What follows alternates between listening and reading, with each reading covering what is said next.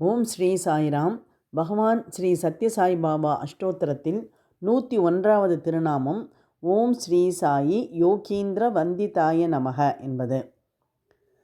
யோகிகளால் வணங்கப்படுகிறவரை நமஸ்கரிக்கிறேன் என்று இதற்கு பொருள். யோகம் என்பது என்ன என்று இப்பொழுதுதான் பார்த்தோம். அதாவது இணைவது. யுஜ் என்னும் வார்த்தையிலிருந்து பிறந்தது தான் யோகம்.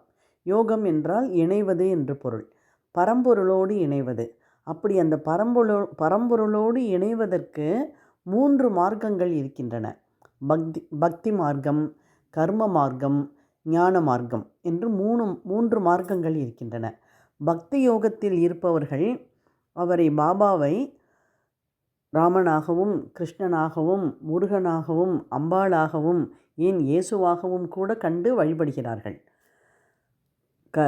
கர்மயோகத்தில் இருப்பவர்கள் செய்யும் யாகங்கள், அதில் இடப்படும் ஆகுதிகள் அத்தனையுமே பகவானைத்தான் அடைகின்றன என்று தீவிரமாக நம்புகிறார்கள்.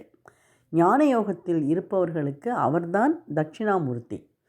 இப்படி எல்லா பாதைகளில் எல்லா வழிகளிலும் சாதனை செய்யும் யோகீந்திரர்கள் அவரை வணங்குகிறார்கள். அமிர்தானந்தா, சதானந்தா போன்ற யோகிகள் பாபாவிடம் வந்து அவரை பணிந்து அவர் கட்டளைப்படி நடந்து கொண்டார்கள். அபேதானந்தா என்பவரோ பகவான் பாபா பூரண பிரம்மம் என்றே அறிவித்தார். அப்படிப்பட்ட பாபாவை வணங்குகிறேன். ஓம் ஸ்ரீ சாயி யோகீந்திர வந்திதாய நமக.